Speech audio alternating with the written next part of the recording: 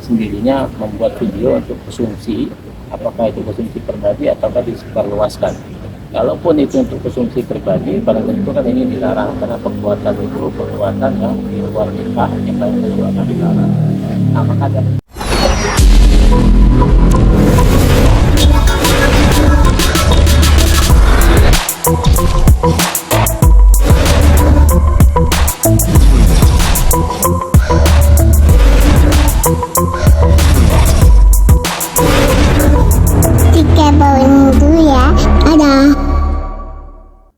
rekan media hari ini aktivitas kita hari ini mengajukan undangan klarifikasi dari kawan-kawan penyidik cyber terkait dengan dugaan video dewasa yang dilakukan sebagai video yaitu inisial RK.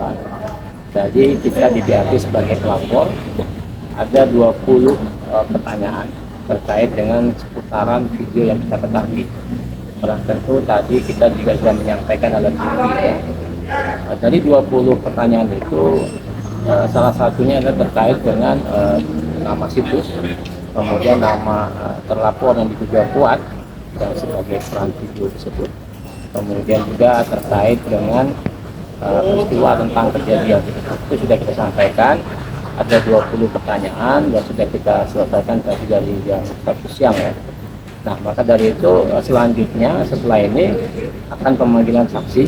Minggu ini saksi 2 orang saksi, kemudian setelah itu sita barang bukti, kemudian setelah itu baru nanti dipanggil terduga terlapor.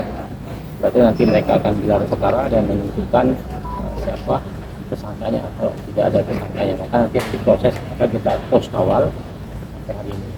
Kemudian yang kedua terkait dengan alat bukti, karena tentu nanti tadi kita sudah menyerahkan flash disk.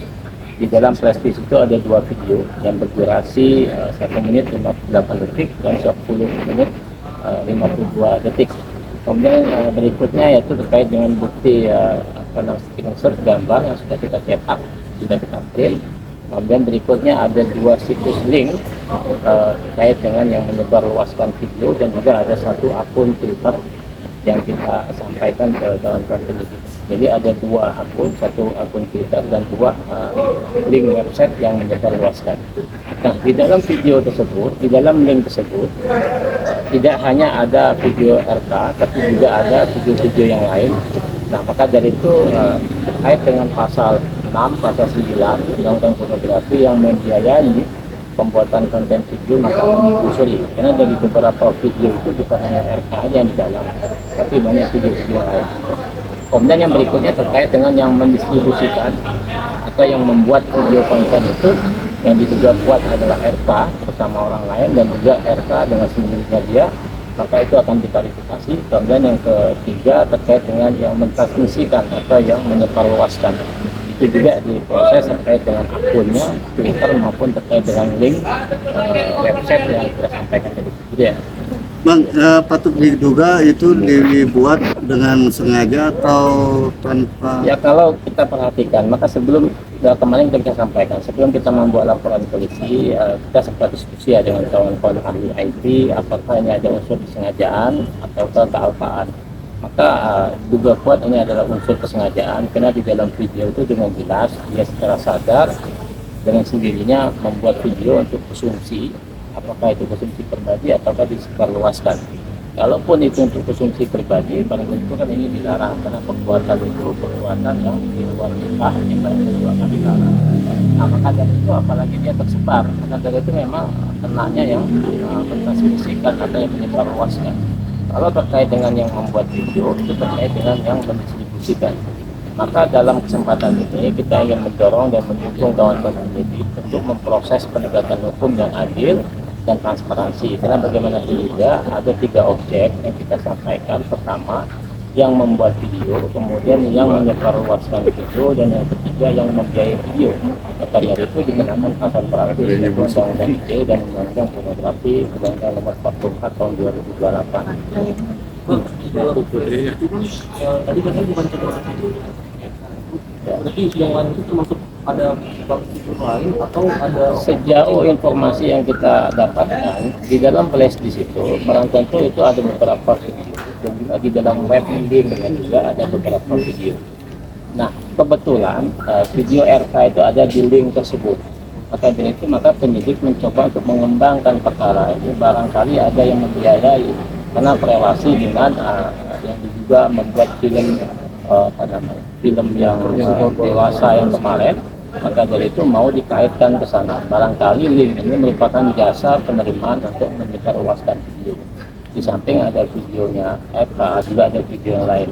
Maka sehingga tadi saya sampaikan kawan-kawan penyidik harus transparansi dan juga segera rasa keadilan biar ini bisa diproses segamblang-gamblangnya, dan kami mendorong dan mendukung itu. Jangan sampai persepsi masyarakat nanti tumpang tindih. Maka penting kita mendorong dan mendukung. Dan ini menurut kami sudah cukup progresnya cukup cepat ya. Baru kita lapor sudah kita dimintai BAP, kemudian nanti saksi kita besok atau lusa. Nah berikutnya nanti sita barang bukti dan seterusnya akan proses lanjut. Tapi sekarang sendiri emang ada apa ya semacam yang unsur kesengajaan, dan itu kayak itu yang salah satu pertimbangan ya.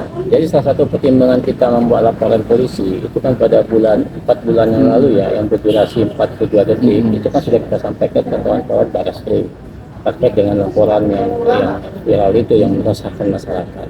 Kemudian nggak tahunya setelah beberapa bulan berikutnya muncul lagi berita yang video yang sama yang diduga kuat dilakukan oleh dia. Maka dari itu ya, maka sebelum kita membuat laporan polisi kan kita koordinasi konsultasi sama kawan-kawan IT yang menyatakan bahwa ini ada unsur kesengajaannya, karena di pasal 27 ayat 1 Undang-Undang ITE itu barang siapa dengan sengaja ya.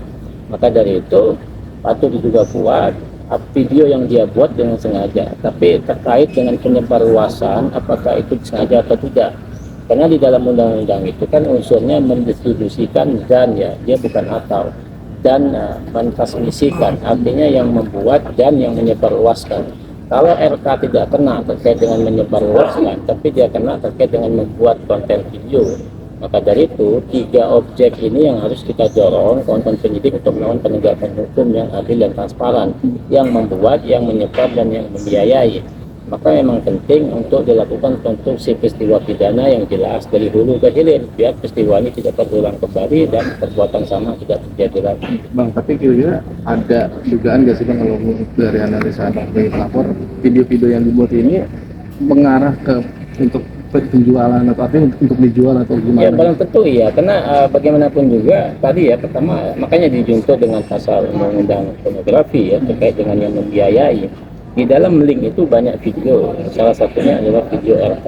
Maka diduga kuat apakah link ini menerima sesuatu yang bersifat ekonomi sehingga dia menyebarluaskan, ataukah melalui mendapatkan apa gitu. Nah ini kan yang harus dikejar oleh kawan-kawan penyidik. Tapi kami meyakini pasti ada yang membiayai. Tidak mungkin orang bikin web kemudian menyebarluaskan video tapi dia tidak dapat feedback sama sekali. Maka ini PR penyidik untuk menelusuri itu. Dan sampai hari ini websitenya masih bisa dibuka, Twitternya masih bisa dibuka, jadi mudah saja untuk menelusuri itu. Kemudian kedua, tapi tetap juga kontennya yang membuat dan yang menyebarluaskan juga harus dikenakan. Ini memang ancaman lebih tinggi ya, 12 tahun penjara kalau terkait dengan undang-undang pornografi, dan ancaman denda 6 miliar rupiah. Beda halnya dengan ITE hanya 6 tahun, kemudian denda 1 miliar rupiah. Bang, ada rasa khawatir kalau 4 bulan yang lalu kan dia seolah-olah menjadi korban. Nah, kalau kali ini Ya saya rasa setiap orang memposisikan dirinya korban ya sah-sah saja ya, dia mengelak, dia tidak mengakui. Maka saya bilang dari awal itu bukan alasan penghapus dan pembenar untuk menghapus pidana. Alasan pemaaf, alasan pembenar itu bukan hal untuk menjadikan penghapus pidana, karena itu ranahnya ranah kawan-kawan pengadilan untuk melihat substansi niat orang, pasti itu pandangannya akan perspektifnya yang berbeda. Nah kalaupun seandainya di Barreskrim itu tidak terpenuhi unsur, tapi kami meyakini dan masih tetap percaya sama kawan-kawan penyidik Barreskrim untuk terus mengusut proses ini. Hanya memang beda konteks terkait dengan yang di Polda Metro. Adapun videonya pun berbeda, meskipun objek orangnya sama, tapi video, durasi, dan tempatnya berbeda. Maka penting tidak ada rasa tumpang tindih ataupun penegakan hukum yang overlapping. Karena bagaimanapun juga proses hukum tetap berjalan, di Barreskrim berjalan, di sini berjalan. Kalaupun di Barreskrim dia kena, kemudian dihukum, nah di sini pun juga bisa kena dan dihukum. Walaupun dia bebas di sana, ya mungkin di sini bisa dikenakan. apabila yang bersangkutan menyatakan permohonan maaf untuk kesekian kalinya gimana? Saya rasa makanya saya bilang tadi permohonan maaf dan alasan apa kesilapan, kesalahan itu bukan salah satu penghapus pidana. Kalau itu diterapkan, maka saya rasa akan menjadi jurisprudensi bagi semua pihak ya. Artinya orang yang mencuri, orang yang melakukan korupsi dengan cara minta maaf, kemudian dia terbebas dari hukuman pidana. Jadi nggak ada gunanya KUHP dibuat, nggak ada gunanya undang-undang lex spesialis yang dibuat. Maka penting untuk mendorong kesadaran masyarakat ya, lagi-lagi ya edukasi literasi digital harus dikedepankan para public figure bahwa ada rambu-rambu yang tidak boleh dilanggar, apalagi mereka public figure yang memiliki followers dan pengikut yang banyak, maka itu rambu-rambunya harus dipenuhi. Kalaupun itu menjadi alasan mereka mohon maaf dan segala macam, bagi kami tidak akan mencabut laporan karena ini bukanlah delik aduan ya. Kalau laporan dicabut tetap juga bisa diproses karena ini objeknya bukan delik aduan, beda dengan pencemaran nama baik dan lain segala macamnya. Bagi kami tidak menjadi isu yang relevan. Kalau seandainya dia minta maaf kemudian LP dicabut pun tetap juga bisa diproses, bukan delik aduan. Bang, berarti dalam waktu berapa soal pemeran laki-lakinya gimana, Pak? Ya kita memang nggak tahu ya kalau pemeran laki-laki paling nanti kan dia diminta kualifikasi, pasti dia akan menyampaikan, pasti dia akan cerita dan pasti dia nggak bakalan mau masang badan sendiri. Saya rasa bodoh kalau dia masang badan sendiri dan yang lainnya tidak diproses. Maka dari itu memang penting etikat baik dia untuk datang mengklarifikasi, menceritakan peristiwa itu, siapa yang membuat, siapa yang menyebar, siapa orangnya, supaya juga dia menjadi ada etikat baik dan bisa jadi kalau seandainya prosesnya masih di pengadilan dia sebagai alasan untuk mengurangi hukuman. Udah diketahui identitasnya, Pak? Sejauh ini ya belum ya, nanti itu PR-nya penyidik ya untuk melakukan pengembangan. Yang penting kami support dan mendukung kawan-kawan penyidik untuk menuntaskan. Emang berarti dalam waktu dekat minggu depan saksi-saksi akan dipanggil? Minggu ini rencananya saksi akan dipanggil. Satunya nanti beliau sebagai saksi, nanti ada lagi teman satu kan minimal 2 orang saksi. Kemudian itu nanti kita sampaikan, nanti minggu depan barangkali sudah ada tuh dugaan kuat telapor yang akan dipanggil. Setelah itu barulah mereka gelar perkara dan menentukan naik atau tidak.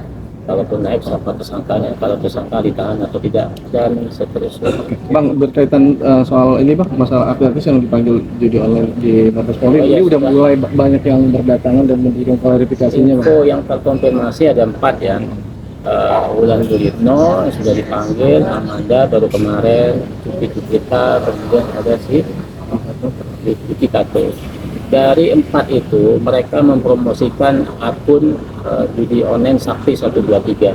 Ada 5, salah satunya adalah Vicky Pasupio. Vicky belum dipanggil, jadi ada 5 artis public figure dari 26 orang itu yang kita laporkan yang mempromosikan judi online yang berdalih terkait dengan game online yang situs yang bernama Sakti 123. Itu yang masih di-tracking oleh kawan-kawan Barreskrim karena bandanya infonya sudah ditangkap. Maka dia menangkap terkait dengan penyebarnya. Maka dari itu kan ada 3 pelaku judi online ya. Kemudian pelayanan jasa, kemudian yang pemain judinya, dan terakhir adalah yang menyebar atau yang mempromosikan judinya. Nah, yang mempromosikan dan yang main judinya sudah ketangkep, pelayanan jasanya juga sudah ditangkap terkait dengan Sakti 123. Nah, maka penyidik yang informasi yang kita dapatkan Sakti 123 lagi diproses. Ada 5 yang mempromosikan. Dan saya pikir on the track ya, masih dalam alur kawan-kawan penyidik terus bekerja untuk menggali informasi terkait dengan perasaan penyakit yang bersangkutan masyarakat. Dan mereka selalu berdalih yang merasa jadi korban Bang. Semua orang yang kita lapor pasti merasa dirinya korban. Saya rasa sah-sah saja ya terkait dengan proses pembuktian dan juga bukti yang kita sampaikan. Ya kalau menurut kami kalau dia merasa dirinya korban kan itu artinya bukan alasan untuk maaf dan pembenar tadi. Tetap proses hukum harus dilakukan. Ya kalau semua orang merasa jadi korban, penjara nggak penuh ya, tapi tetap kita mengedepankan azas tidak berduga, azas berduga tidak bersalah. Ya bagaimanapun juga videonya sudah ada, sudah viral, tinggal dipanggil klarifikasi tergantung penyidik. Tapi kami mendorong penyidik tidak takut dan tidak ragu-ragu menetapkan para public figure itu menjadi tersangka. Karena jelas kami sampaikan bahwa kalau penyidik melakukan seperti itu, maka catatan akhir tahun penegakan hukum aplikasi kepolisian akan dipandang negatif karena hukum masih tajamnya ke bawah, tumpul ke atas. Maka ini warning bagi Pak Kapolri untuk betul-betul ya mengungkapkan peristiwa pidana yang diduga kuat dilakukan oleh kawan-kawan artis public figure. Namun semuanya tidak tersentuh. Maka belum tentu masyarakat sudah melihat ini transparansi, masyarakat sudah cerdas, maka kedepankanlah azas hukum, sama menjaga hukum, dan barang tentu tetap mengedepankan azas peradilan kesalahan. Oke, cukup.